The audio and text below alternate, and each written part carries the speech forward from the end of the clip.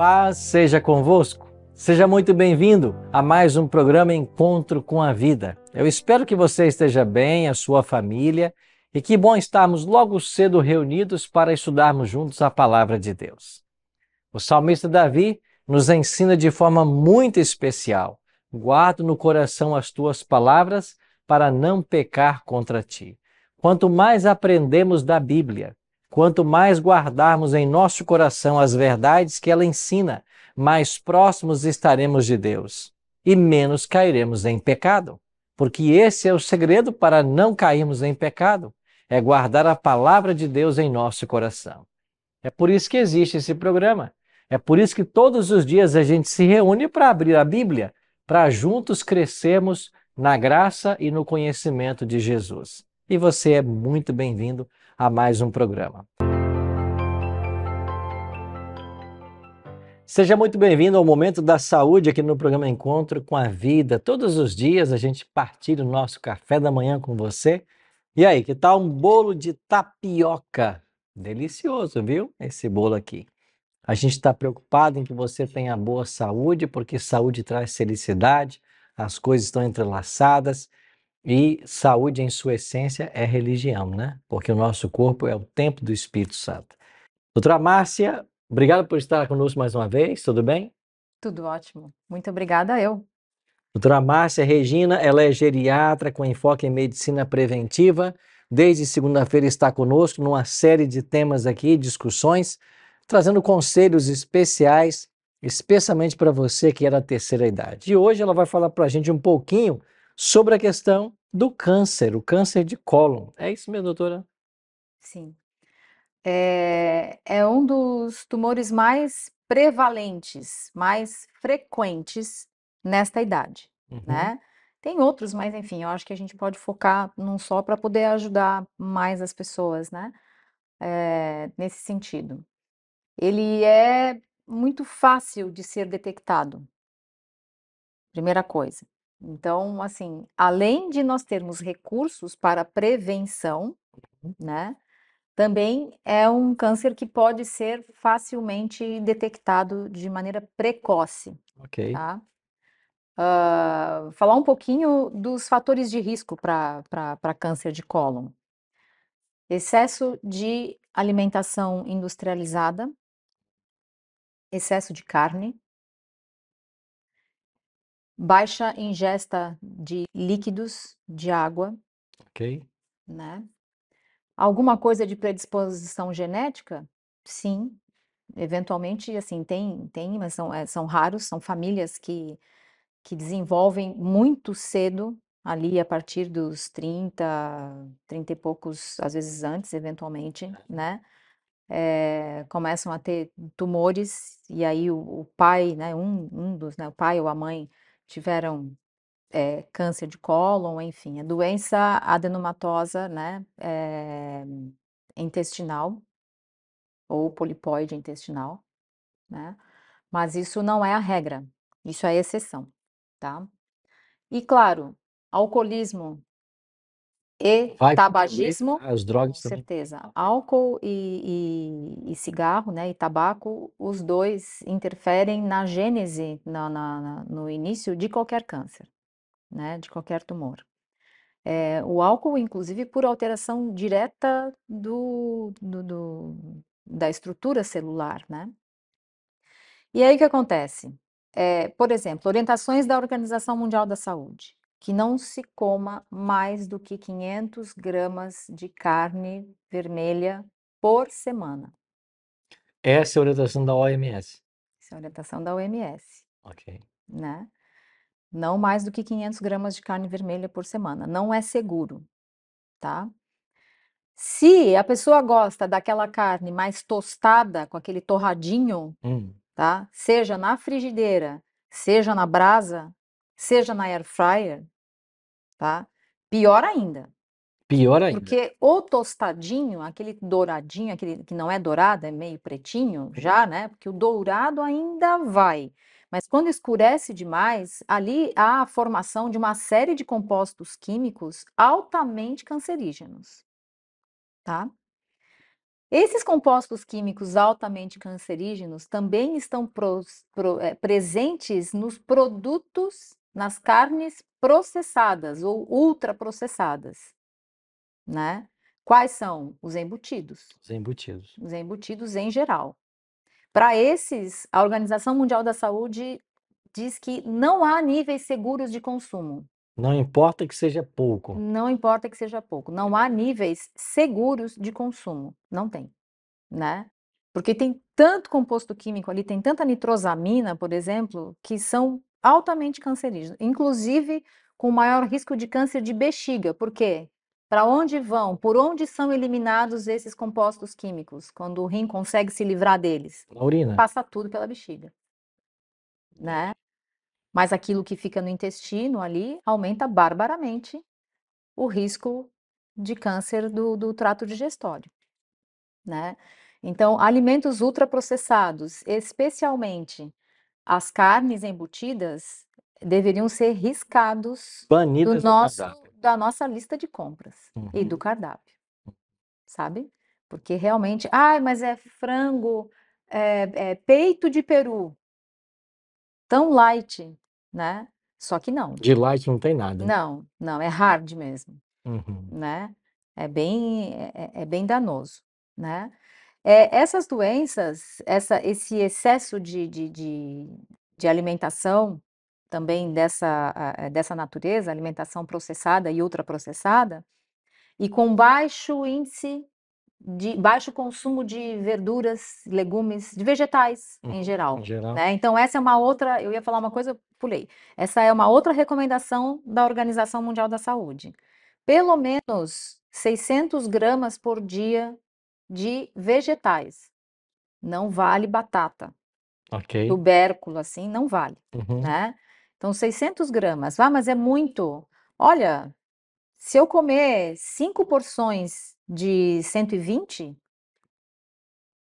né? Deu 600. Então já é, e não é difícil, 120 gramas, uma banana e meia, né? Ou aquelas bananas maiores, enfim, 2 bananas dá 120, uma boa maçã dá 100 gramas. Olha, se conseguir chegar nos 500 gramas, a gente já está feliz, Ok. né? E essa é a forma de E prevenção que nós temos em. claro, porque o intestino funciona direito, Uhum. né? Essas toxinas, elas ficam mais diluídas, vamos dizer, né? As toxinas da carne.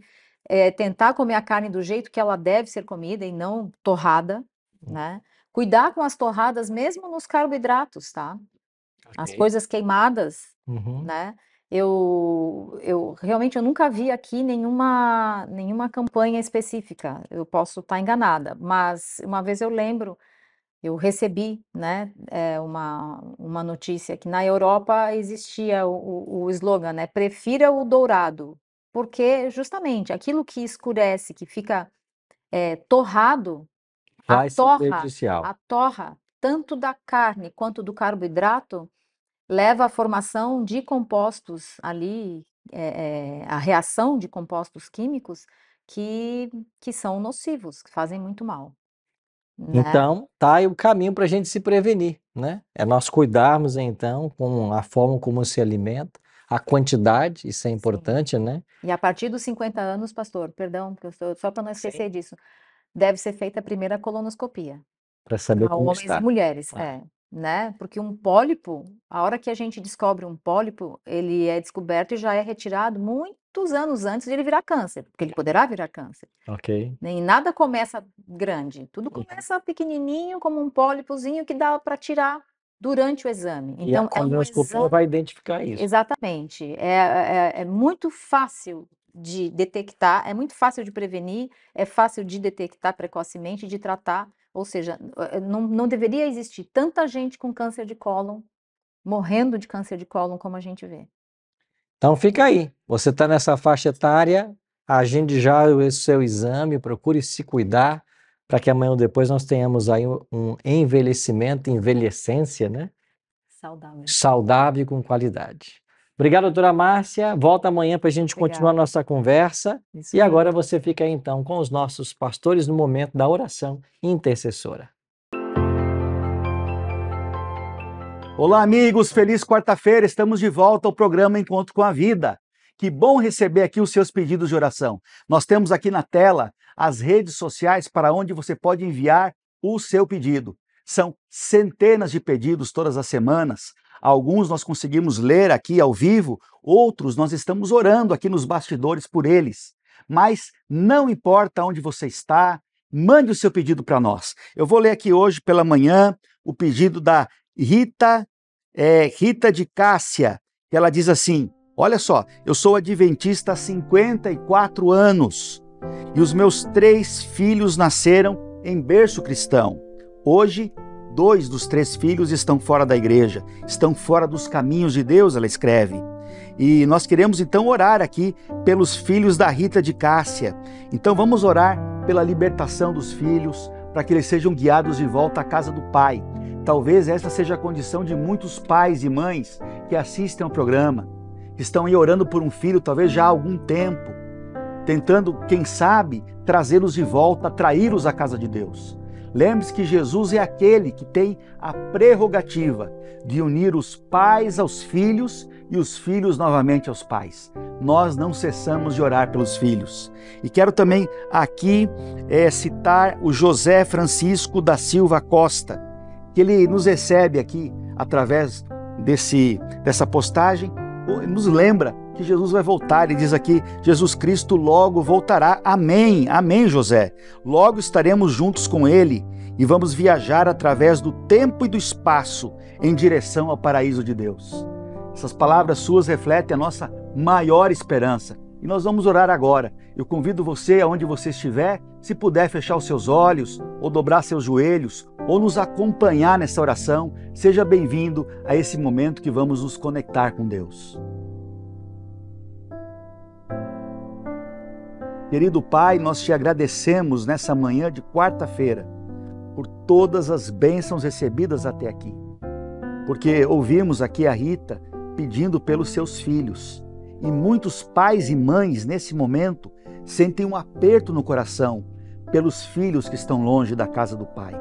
Nós pedimos que, através da Tua graça e da Tua misericórdia, esses filhos retornem, que possamos ver as Tuas bênçãos em nossas famílias, que possamos viver esse momento aqui do qual José falou e relembrou conosco aqui, a volta do Teu Filho Jesus a esse mundo. Seja muito em breve, que a dor, que as lágrimas, que o sofrimento tenham logo seu fim nesse mundo. Querido Pai, nos abençoa com a Tua misericórdia, com o Teu amor, em nome de Jesus. Amém.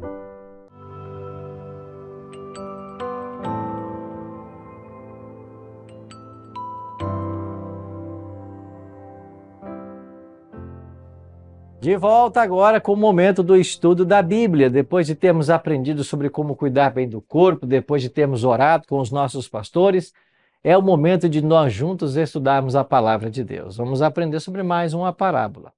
Mas antes de você aprender junto comigo sobre essa parábola, eu tenho esse oferecimento a fazer para você. É o curso bíblico Ensinos de Jesus. Estamos oferecendo esse guia impresso para todo o estado de Santa Catarina. Quer um? Basta acessar o nosso site, ensinosdejesus.tv, e solicitar o seu. A nossa equipe vai entregar na sua casa. Ou então, manda uma mensagem para o nosso WhatsApp, 48 3281 3075. Repetindo, 48 3281 3075. Diga assim: eu quero o estudo bíblico. Vamos mandar para a sua casa, tá bem?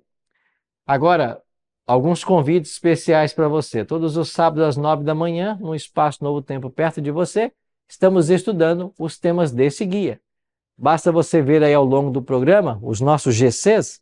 Aqui vão aparecer vários endereços, você escolhe um perto da sua casa e vem estudar a Bíblia com a gente. E todos os domingos, às 8 da noite, eu estou na Igreja Adventista da Beira-Mar, em São José. A nossa igreja fica na Beira-Mar, ao lado da Renault Nissan, em São José. Temos um amplo estacionamento para receber você e a sua família. Te espero lá, domingo, 8 da noite, para mais um tema do Ensinos de Jesus. Combinado? Pega a sua Bíblia agora. Vamos juntos estudar mais uma parábola. A minha já está aqui e hoje nós iremos aprender sobre a parábola do mordomo fiel e prudente. Lucas capítulo 2, versos 42 a 48. Mas antes de entrarmos na parábola, eu queria convidar você para nós pedirmos a bênção do Senhor para o estudo que teremos agora. Ora comigo? Nosso Pai querido, a Tua palavra se encontra em nossas mãos. Queremos abri-la mais uma vez e estudá-la. Queremos convidar ao Deus Espírito Santo que seja o nosso professor, que Ele nos ajude a entender a Tua vontade para a nossa vida. Suplicamos, Pai, que agora, ao nos reunirmos, o Teu Espírito fale ao nosso coração e Ele nos ajude a entender os Teus ensinos através das parábolas. É a nossa oração, em nome de Jesus. Amém. Muito obrigado por ter orado comigo. Vamos então ao texto bíblico, Lucas capítulo 12, versos 42 em diante. Deixa eu achar aqui na minha Bíblia também. Lucas capítulo 12, 42 a 48. O texto diz assim, 42 a 48. Disse o Senhor: quem é, pois, o mordomo fiel e prudente, a quem o Senhor confiará os seus conservos para dar-lhes o sustento a seu tempo? Bem-aventurado aquele servo a quem o seu Senhor, quando vier, achar fazendo assim. Verdadeiramente vos digo que se lhes confiará todos os seus bens. Mas se aquele servo disser consigo mesmo: meu senhor tarda em vir, e passar a espancar os criados e as criadas, e a comer e a beber e a embriagar-se, virá o senhor daquele servo em dia em que ele não espera, e em hora em que não sabe, e castigá-lo-á, lançando-lhe a sorte com os infiéis.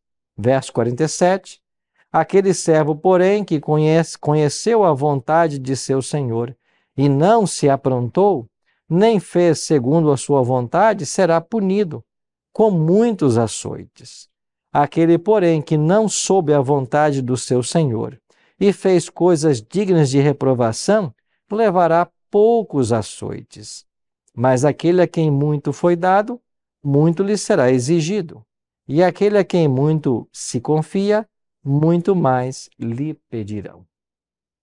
Quantas palavras interessantes, quanta profundidade nesse ensino de Jesus sobre essa parábola do servo fiel e prudente. Jesus começa falando de um senhor que, ao se ausentar da terra, ele chama ali então os seus servos e ele confia a eles o cuidado dos conservos, dos outros servos.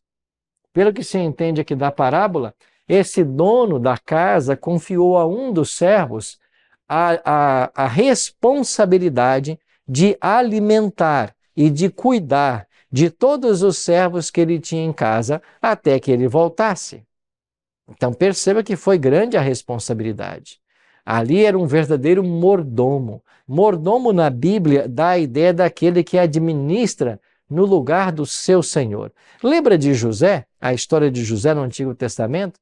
Quando ali você tem Potifar, que colocava todas as coisas na mão de José e ele não se preocupava com nada porque José administrava tudo perfeitamente. Então José era um mordomo, era alguém que administrava os bens do seu senhor. A parábola trata disso. Um homem que se ausentou e coloca a responsabilidade em um mordomo de cuidar dos servos da casa, de alimentá-los no tempo correto, de cuidar de todos eles. E agora, Jesus então pronuncia uma bênção. A bênção vem porque o mordomo fiel e prudente é aquele que vai cuidar e vai fazer tudo o que o Senhor pediu. Ele será feliz, ele será bem-aventurado, aquele servo a quem o seu Senhor, quando vier, achar fazendo assim. Então, feliz é aquele que atende ao seu Senhor e faz tudo conforme foi solicitado. Quem é o Senhor desta parábola? É o próprio Cristo, que se ausentou após a sua morte e ressurreição, mas confiou aos seus seguidores a administração das coisas do seu reino. Nós somos esses administradores. E nós seremos felizes e bem-aventurados se, quando Jesus voltar, nós estivermos fazendo o que ele pediu que nós fizéssemos. E o que significa cuidar dos servos da casa do Senhor, dar-lhes o alimento ao seu tempo? Significa cuidar bem do nosso próximo, atender suas necessidades, amarmos o próximo. Significa atendermos as necessidades das pessoas, estarmos atentos a essas necessidades. Significa termos um olhar diferenciado sobre todos. Significa se envolver na obra do Senhor, ajudar para que o reino avance, para que logo, logo o Senhor volte. Agora, aqui na parábola há um contraste. Ao mesmo tempo, Jesus fala de um servo que foi obediente, fez tudo o que o Senhor pediu, e quando o servo voltar, ele será feliz, será bem-aventurado, porque procedeu de acordo com as orientações que ele recebeu. Mas Jesus introduz na parábola agora um segundo comportamento. Um servo que não fez o que o seu senhor pediu. Ao contrário, viveu uma vida desregrada. Olha comigo aqui para o texto da palavra de Deus, o que esse homem ensinou. Mas se aquele servo disser consigo mesmo, meu senhor tarda em vir, e passar a espancar os criados e as criadas, a comer, a beber e a embriagar-se, virá o senhor daquele servo, em dia em que não espera, em hora em que não sabe, e castigá-lo-á, lançando-lhe a sorte com os infiéis. Se um é declarado bem-aventurado, o outro é declarado infiel. E eu queria chamar a sua atenção para mais um detalhe. Perceba que este servo infiel, ele não só tornou-se homem violento para com os servos a quem ele deveria cuidar, mas é um homem que se entregou aos prazeres de comer, beber e se embriagar.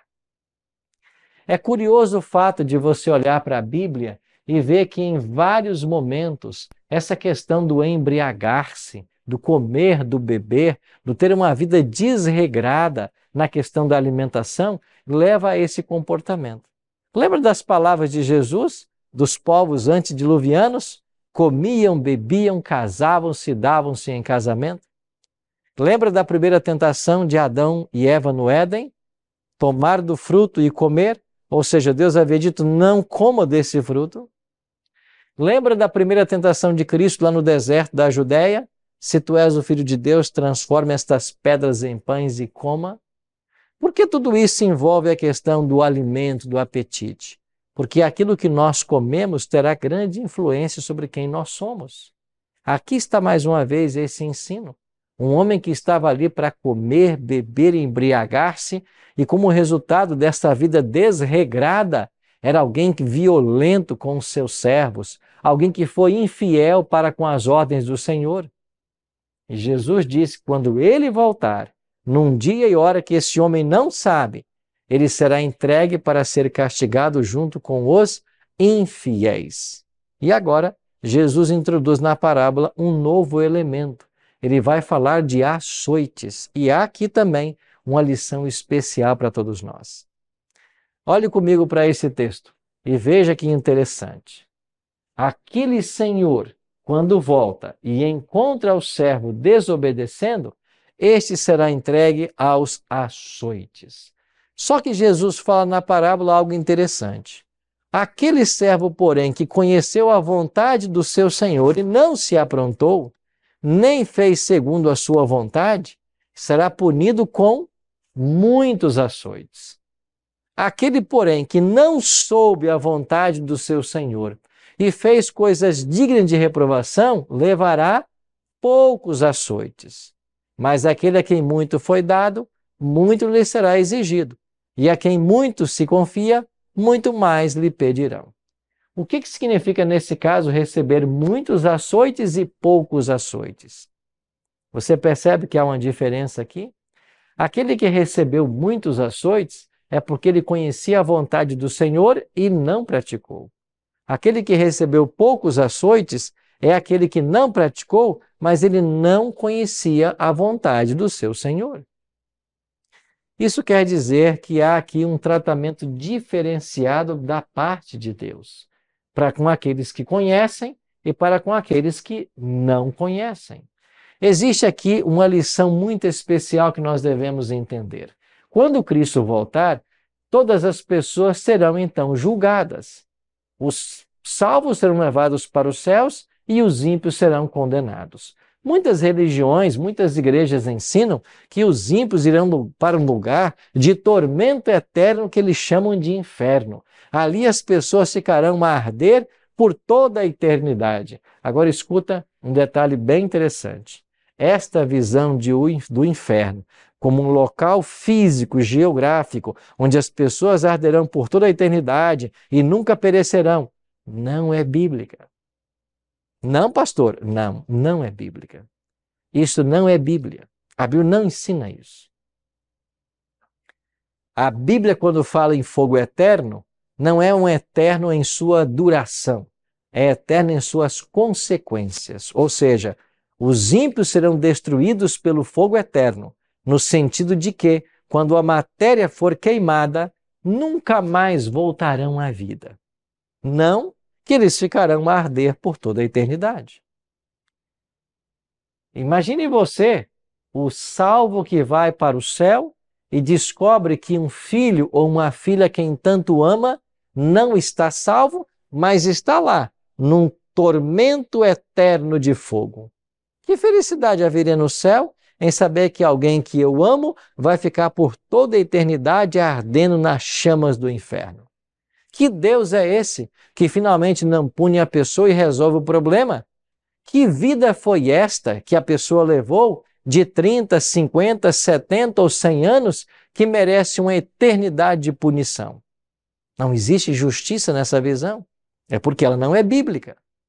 Então, o fogo é eterno no sentido que ele consumirá tudo, mas não existe eterno em duração na Bíblia. Quando Jesus fala para nós nessa parábola sobre os açoites que alguns sofrerão, os muitos açoites, isso tem a ver com a destruição final das pessoas. E de acordo com Apocalipse capítulo 20, isso vai acontecer quando a Jerusalém, a nova Jerusalém, descer do céu para esta terra 1000 anos depois da volta de Jesus e os ímpios tentarem invadir a cidade. Apocalipse capítulo 20, versos 7 a 9, diz que então descerá fogo dos céus e esse fogo consumirá todos os ímpios, Satanás e seus anjos. É este o fogo eterno qual fala a Bíblia. Esta é a segunda morte. Só que este fogo vai consumir e uma vez consumidos os ímpios, eles nunca mais existirão. E o que quer dizer então os muitos açoites e os poucos açoites nesse contexto? Significa que as pessoas que se rebelaram contra Deus e levaram uma vida de licenciosidade, de pecado, elas sim terão mais açoites, no sentido de que elas sofrerão mais. Talvez elas queimarão por mais tempo, não sabemos quanto tempo, mas mais tempo do que aqueles que recebem poucos açoites. E por que recebem poucos açoites? Porque estes não sabiam a vontade do seu Senhor. Fizeram coisas indevidas, mas eles não sabiam. E aqui tem um texto que pode nos ajudar a entender melhor isso. Atos 17:30, onde a palavra de Deus nos diz: ora, não levou Deus em conta os tempos da ignorância, agora, porém, notifica aos homens que todos, em toda parte, se arrependam. Você conhecia esse texto? Atos 17:30. Ora, não levou Deus em conta os tempos da ignorância. Ou seja, quando você comete algo errado, mas não sabe que está errado, Deus não leva em conta. O apóstolo Paulo, concordando com essa ideia, vai apresentar duas palavras gregas que nos ajudam a entender esse assunto: áfesis e páresis. Uma delas significa perdão, a outra delas significa esquecimento. Ou seja, não relevar. Quando uma pessoa faz algo errado, mas sabe que está errado, ele precisa se arrepender. E quando ele se arrepende, Deus perdoa. Agora, quando uma pessoa não sabe que é errado e faz o errado, Deus não leva em conta. É esse conceito dessas duas palavras do apóstolo Paulo, áfesis e páresis. Então Deus perdoa aquele que se arrepende de um erro que ele conhecia e Deus ignora aquele que agia sem saber que era errado. É por isso que Atos 17:30 diz: não levou Deus em conta o tempo da ignorância. Então pode ser que você esteja aprendendo certas verdades na palavra de Deus, como por exemplo a que eu mencionei há pouco, de não existir um tormento, um inferno de tormento eterno, e você achava que era assim. Bom, a partir de agora não ache. A partir de agora fique com a verdade da palavra de Deus. E se você pensou de uma outra forma, se isso até levou a você a agir de uma forma errada, Deus vai ignorar isso. Por quê? Porque você não sabia. Deus não vai dar sentido, não vai relevar isso. Agora, quando eu sei uma coisa certa e pratico o errado, significa então que a vontade de Deus não está imperando em minha vida. E o resultado será muitos açoites, o castigo, a destruição final no fogo. Então, amigo, esta parábola ensina que existem apenas dois comportamentos possíveis. Eu posso ouvir atentamente a instrução do meu Senhor e praticá-la, ou eu posso ignorar tudo que ele disse e viver da forma como eu acho que deva viver. É claro, essa é uma escolha tua. Deus dotou cada ser humano com livre-arbítrio. Deus nos dotou com livre-arbítrio. Você escolhe o que você vai fazer da sua vida. Deus respeita isso, porque você não foi um robô projetado para obedecer. Você foi criado com muito amor. E Deus espera que esse amor que Ele tem por você desperte em você também o amor, porque existe uma lei no céu que ensina que só o amor desperta o amor. Quando nós percebemos o quanto Deus nos ama, nós então começamos também a amá-lo. Então é este o amor real que Deus espera. É um amor que vem em resposta ao amor que Deus manifestou por todos nós, ao dar sua vida na cruz do Calvário. Então esse amor deve nos levar a uma obediência voluntária, em seguir os conselhos que o Senhor disse. Por quê? Porque em tempo que nós não sabemos, em hora que nós não sabemos, Ele voltará. E Ele diz na parábola: bem-aventurado, feliz é aquele servo a quem, quando o Senhor voltar, o encontrar fazendo assim. Ou seja, seguindo tudo aquilo que o Senhor ensinou e orientou que fosse feito. E aí, qual vai ser a sua atitude diante dessa orientação do Senhor? O que você vai fazer? Está disposto a seguir fielmente tudo aquilo que Deus pede de você? E se você até aqui fez coisas erradas, mas não sabia que era errado, não se esqueça de Atos 17:30. Deus não leva em conta os tempos da ignorância. Pensa nisso, querido amigo, querida amiga. Pode ser que você tenha feito até hoje coisas das quais não se orgulha, mas o Senhor pode ignorar isso, porque você não conhecia. Agora que o conhecimento chega à tua vida, Deus espera que nós assumamos uma nova postura, no sentido de buscarmos ser leais e obedientes ao Senhor. Esse servo prudente da parábola é aquele servo que ouviu atentamente as instruções do Senhor e as praticou. Deus deixou sua vontade expressa, revelada em sua palavra. E cabe a nós hoje, todos os dias, examinarmos como aquele mineiro que busca na terra o ouro e encontrarmos as joias preciosas da palavra de Deus que nos tornam ricos para a salvação em Cristo. Eu espero que essa seja a sua e a minha atitude a partir de hoje. Vamos orar por isso? Pai querido, nós queremos ser leais às orientações da Tua palavra. Nós queremos estar obedecendo ao Senhor, sendo leais e fiéis, para que quando o Senhor voltar, uma bênção seja pronunciada sobre nós e nós herdemos a vida eterna naquele momento. Cuida de nós, Pai, nesse dia e nos ajuda sempre a fazermos a Tua vontade. Oramos em nome de Jesus. Amém.